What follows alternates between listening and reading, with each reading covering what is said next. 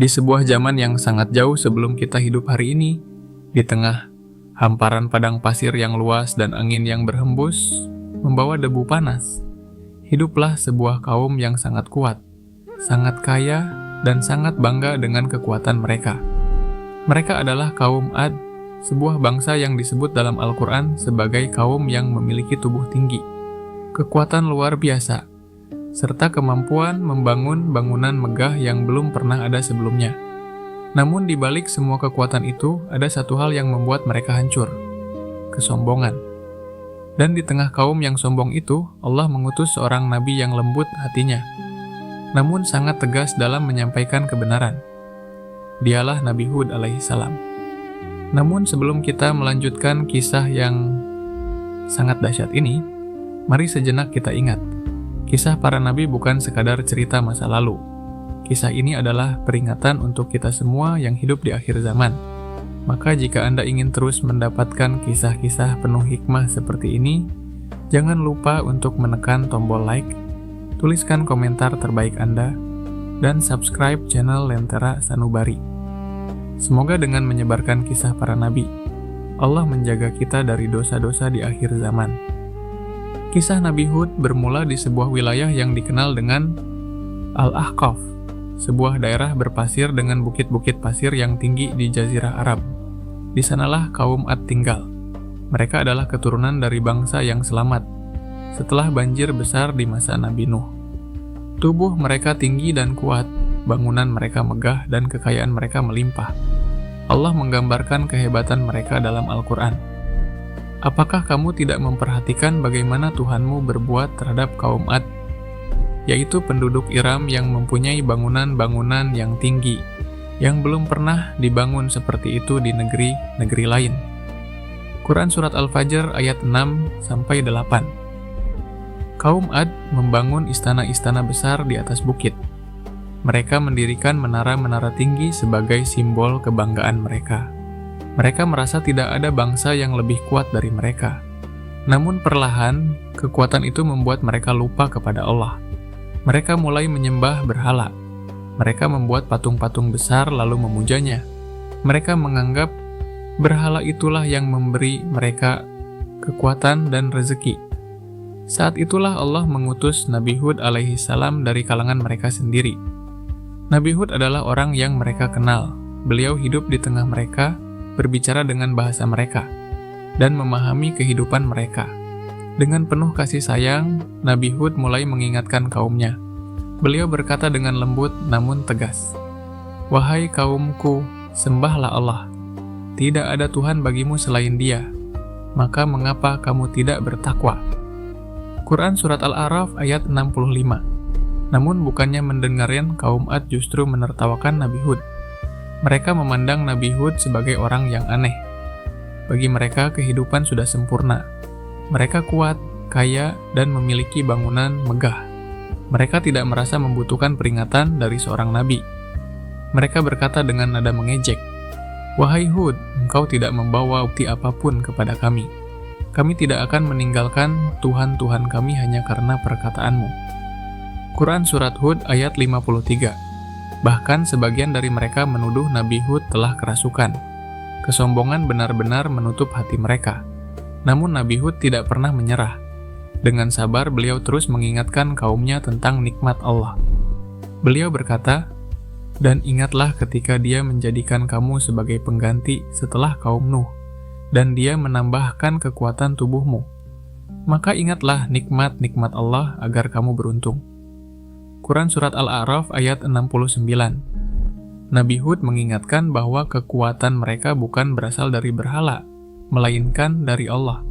Namun peringatan itu justru membuat mereka semakin marah. Mereka menjawab dengan penuh kesombongan, "Siapakah yang lebih kuat dari kami?" Kesombongan inilah yang akhirnya menjadi awal kehancuran mereka. Allah menegur sikap mereka dalam Al-Quran.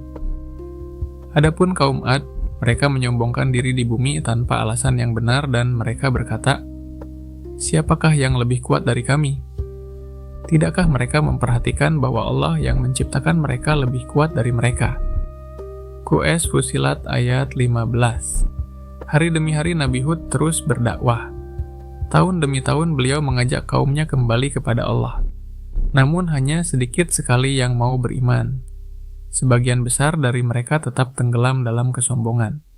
Akhirnya Nabi Hud menyampaikan peringatan yang sangat serius. Beliau berkata, "Wahai kaumku, sesungguhnya aku khawatir kamu akan ditimpa azab pada hari yang besar." Namun mereka tetap menertawakan beliau. Suatu hari langit mulai berubah. Awan tebal muncul di kejauhan. Kaum Ad melihat awan itu dengan rasa senang. Mereka berkata, "Inilah awan yang akan menurunkan hujan kepada kita." Namun mereka tidak tahu bahwa awan itu membawa sesuatu yang jauh lebih mengerikan. Allah menjelaskan dalam Al-Quran. Maka ketika mereka melihat azab itu berupa awan yang menuju ke lembah-lembah mereka, mereka berkata, "Inilah awan yang akan menurunkan hujan kepada kita." Tidak, bahkan itulah azab yang kamu minta disegerakan, yaitu angin yang mengandung azab yang pedih. Quran Surat Al-Ahqaf ayat 24. Angin itu mulai berhembus. Pada awalnya hanya angin biasa, namun perlahan angin itu berubah menjadi sangat kuat. Pasir berterbangan ke segala arah. Hari pertama mereka masih mencoba bertahan. Hari kedua angin semakin kencang. Hari ketiga rumah-rumah mulai runtuh. Angin itu terus berhembus tanpa henti. Allah menggambarkan kedahsyatan angin itu dalam Al-Quran. Sesungguhnya kami telah menghembuskan kepada mereka angin yang sangat kencang selama beberapa hari yang sial, agar kami merasakan kepada mereka azab yang menghinakan dalam kehidupan dunia. Quran Surah Fussilat ayat 16. Angin itu tidak berhenti 1 hari, tidak 2 hari. Angin itu berlangsung 7 malam dan 8 hari tanpa henti. Bayangkan badai pasir yang tidak pernah berhenti selama 8 hari penuh. Tubuh-tubuh kaum Ad yang dulu kuat mulai terhempas ke udara. Allah menggambarkan keadaan mereka seperti batang pohon kurma yang tumbang. Angin itu menumbangkan manusia seakan-akan mereka batang-batang pohon kurma yang tumbang. QS Al-Haqqah ayat 7.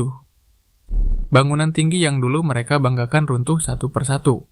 Istana megah yang mereka bangun dengan kesombongan berubah menjadi puing-puing. Tidak ada kekuatan yang bisa menyelamatkan mereka.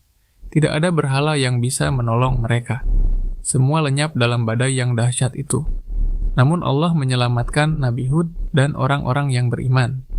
Al-Quran menjelaskan, "Maka kami selamatkan Hud dan orang-orang yang beriman bersamanya dengan rahmat dari kami." QS Hud ayat 58. Ketika badai itu akhirnya berhenti, tidak ada lagi kaum Ad yang tersisa. Tanah yang dulu dipenuhi bangunan megah kini menjadi padang pasir yang sunyi. Kisah ini bukan hanya cerita tentang kehancuran sebuah bangsa. Ini adalah peringatan besar bagi manusia sepanjang zaman, bahwa kesombongan adalah awal kehancuran, bahwa kekuatan, kekayaan, dan kemajuan tidak akan menyelamatkan manusia jika mereka melupakan Allah. Kaum Ad merasa diri mereka paling kuat, namun satu hembusan angin dari Allah mampu menghancurkan seluruh peradaban mereka. Hari ini kita hidup di zaman yang sangat mirip dengan zaman kaum Ad. Manusia merasa paling hebat dengan teknologi, merasa paling kuat dengan kekuasaan, merasa paling pintar dengan ilmu pengetahuan. Namun seringkali manusia lupa bahwa semua itu hanyalah titipan dari Allah. Kisah Nabi Hud mengingatkan kita bahwa azab Allah bisa datang kapan saja. Maka sebelum terlambat, marilah kita kembali kepada Allah, perbanyak istighfar, perbaiki sholat, perbaiki hati dan sebarkan kebaikan. Jika kisah ini menyentuh hati Anda, jangan lupa tekan tombol like agar lebih banyak orang mendapatkan pelajaran dari kisah ini. Tuliskan di kolom komentar doa terbaik Anda agar kita semua dijaga oleh Allah dari kesombongan seperti kaum Ad.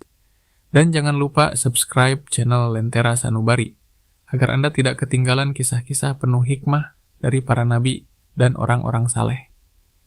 Semoga setiap kisah yang kita dengarkan menjadi cahaya yang menerangi hati kita, menjadi pengingat agar kita tetap berada di jalan Allah dan menjadi penyelamat kita dari fitnah dan dosa di akhir zaman. Karena di zaman yang penuh godaan ini, hanya orang-orang yang terus mengingat Allah yang akan selamat